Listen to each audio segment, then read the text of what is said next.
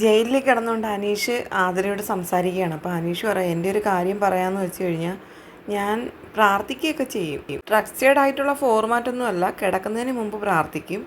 എൻ്റെ ഫാമിലിക്ക് വേണ്ടിയിട്ട്, എൻ്റെ ആഗ്രഹങ്ങൾക്ക് വേണ്ടിയിട്ട്. പിന്നെ എൻ്റെ ലൈഫിൽ പ്രതീക്ഷിക്കാത്ത കുറേ കാര്യങ്ങൾ വന്നിട്ടുണ്ട്. അതിനെക്കുറിച്ചൊക്കെ ഞാൻ താങ്ക്ഫുള്ളാണ് ദൈവത്തോട്. പിന്നെ കുറേ കാര്യങ്ങൾ എനിക്ക് നഷ്ടങ്ങൾ സംഭവിച്ചിട്ടുണ്ട്. അപ്പോൾ അതും എല്ലാം കൂടി അങ്ങനെയൊക്കെ. എല്ലാ ഞായറാഴ്ചയും പള്ളിയിൽ പോകുന്ന ഒരാളല്ല, എന്നാൽ പള്ളിയുമായിട്ട് അകന്നു കഴിയുന്ന ഒരാളുമല്ല.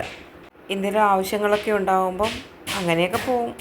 ചിലപ്പോൾ സാധാരണ ദിവസങ്ങളിലൊക്കെ പോവും, അത്ര തന്നെയെന്ന് ആദിലയോട് പറയുന്നുണ്ട് അന്വേഷണം. ആദില പറയുന്നുണ്ട്, എനിക്കും അങ്ങനെയൊക്കെ പോയി എക്സ്പ്ലോർ ചെയ്യുന്ന വലിയ ഇഷ്ടമാണ്. നമ്മൾ ആ വഴിയൊക്കെ ഇങ്ങനെ പോകുമ്പം പള്ളിയൊക്കെ കണ്ട അവിടെ നിർത്തിയിട്ട് നമ്മൾ കയറും.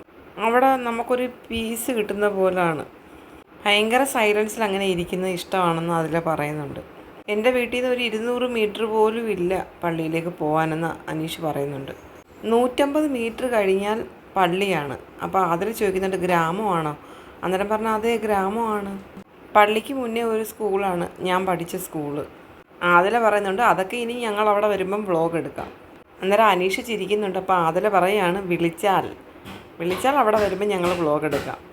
അനീഷ് പറയുന്നുണ്ട്, സ്കൂള് പൊളിച്ചിട്ടിരിക്കുകയാണ്. അപ്പോൾ ആദില പറയണം, അത് സാരമില്ല, ചിലപ്പോൾ ഞാൻ ചെല്ലുമ്പോഴേക്കും പണി പൂർത്തിയായിട്ടുണ്ടാകുമെന്നും അനീഷ് പറയുന്നുണ്ട്. ഈ കൊല്ലമാണ് പൊളിച്ച് പണിഞ്ഞത്, അപ്പോൾ പണി നടന്നുകൊണ്ടിരിക്കുകയായിരിക്കുമെന്ന് അനീഷ് പറയുന്നു. ഒരുപാട് കാണാനുള്ള സ്ഥലമാണ് എൻ്റേതെന്ന് അനീഷ് പറയുന്നുണ്ട്. അപ്പോൾ അതിൽ പറയാണ്, ഇങ്ങനെയൊക്കെ പറഞ്ഞിട്ട് ഞങ്ങളോട് അങ്ങോട്ട് വരാതിരിക്കാൻ പറയുമ്പോഴാണ് ഞങ്ങൾ ഇടിച്ചു കയറി ഇങ്ങോട്ട് വരാൻ പോകുന്നത്. ഒന്ന് ഗൂഗിളിൽ സെർച്ച് ചെയ്താൽ മതിയെന്ന് പറയുന്നുണ്ട്. അപ്പം അതിൽ പറയണം, എന്തിനാ മനുഷ്യ ഗൂഗിളിൽ സെർച്ച് ചെയ്യുന്നത്? നിങ്ങൾ പറ, അങ്ങോട്ട് വിളിച്ചാൽ മതി, വരാം. നോക്കട്ടെ, മനുഷ്യന്മാരെങ്ങനെയാണെന്നൊന്ന് ചെക്ക് ചെയ്ത് നോക്കട്ടെ എന്ന് അനീഷ് പറയുന്നുണ്ട്. ആതിര വീണ്ടും ചോദിക്കുകയാണ്, ചേട്ടൻ ഡിവോഴ്സായിട്ട് എത്ര കാലമായി? 2021 അനീഷ് പറയുന്നു.